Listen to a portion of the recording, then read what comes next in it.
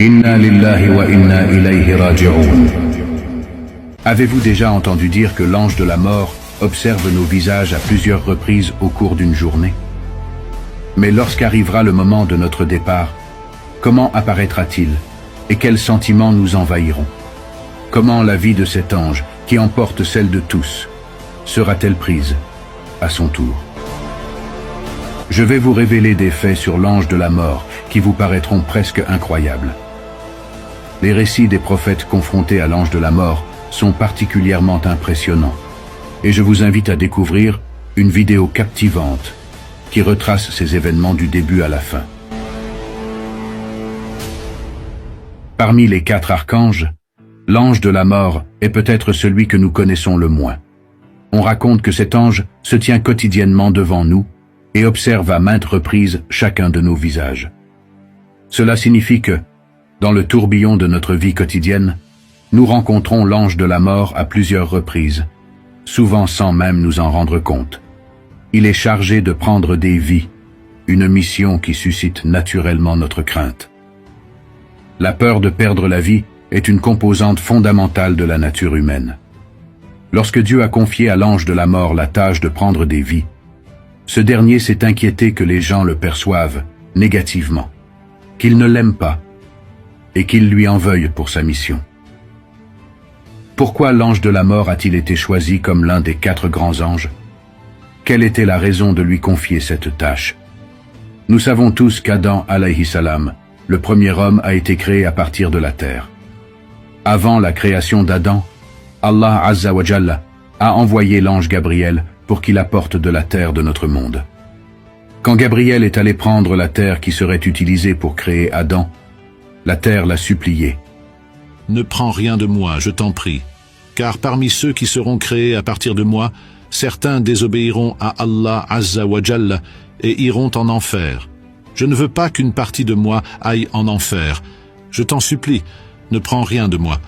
Face à cela, Gabriel est retourné sans prendre de terre. Ensuite, Allah Azza wa Jalla a envoyé l'ange Michaël. La terre a également supplié Michaël, qui est également reparti sans rien prendre. En 3e lieu, Allah Azza wa Jalla a envoyé l'ange Raphaël. La terre l'a supplié, aussi. Il a été contraint de repartir sans prendre de terre. Enfin, Allah Azza wa Jalla a envoyé l'ange de la mort. La terre l'est supplié. Je cherche refuge en Dieu contre toi qui m'enlève quelque chose qui me rend mauvais. L'ange de la mort n'a pas écouté et a répondu. Moi aussi, je cherche refuge auprès de Allah Azza wa Jalla de ne pas accomplir son commandement. Et a pris la terre. Et c'est de cette terre qu'Adam a été créé. Allah Azza wa Jalla a alors déclaré à l'ange de la mort: Ô ange de la mort, puisque tu as apporté la terre à partir de laquelle Adam a été créé, je te confie également la tâche de prendre la vie des descendants d'Adam. L'ange de la mort a alors répondu: Ô mon Seigneur, tous les humains me deviendront hostiles. Ils me détesteront. Allah Azza wa Jalla lui a répondu: Ne t'inquiète pas, ange de la mort. Je créerai diverses maladies et accidents. Les gens mourront de ces causes. Bien que ce soit toi qui prendras leur vie, ils ne penseront pas à toi. Ils diront qu'ils sont morts de telle maladie, dans tel accident, et personne ne te blâmera. En réalité, les maladies, les accidents ou autres calamités nous frappent, et lorsque notre heure vient, l'ange de la mort exécute sa tâche en prenant notre vie sans que personne ne lui en tienne grief. Les événements que nous traversons nous font parfois oublier l'ange de la mort. En réalité, la mission de l'ange de la mort est divine et noble. Il est essentiel de comprendre que la mort n'est pas une fin, mais un moyen de compléter notre mission dans ce monde éphémère pour rejoindre le royaume éternel, où nous retrouverons nos proches perdus. Se défaire des défis et des fardeaux de cette vie et accomplir notre mission de manière juste nous conduit vers une paix éternelle auprès de Dieu. Vue sous cet angle, la tâche de l'ange de la mort apparaît comme une véritable bénédiction. Cependant, en tant qu'êtres humains, nous venons au monde en pleurant, et nous le quittons en laissant derrière nous des larmes.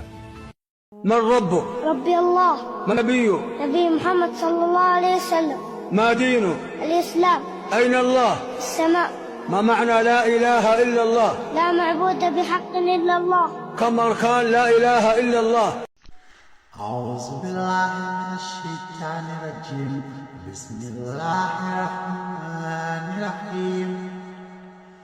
قل هو الله أحد الله الصمد لم يلد ولم يولد ولم يكن له كفوا أحد. Au nom de Dieu, celui qui fait miséricorde, le très miséricordieux. Dis, lui, Dieu, est un, Dieu, l'impénétrable. Il n'a pas engendré et il n'a pas été engendré.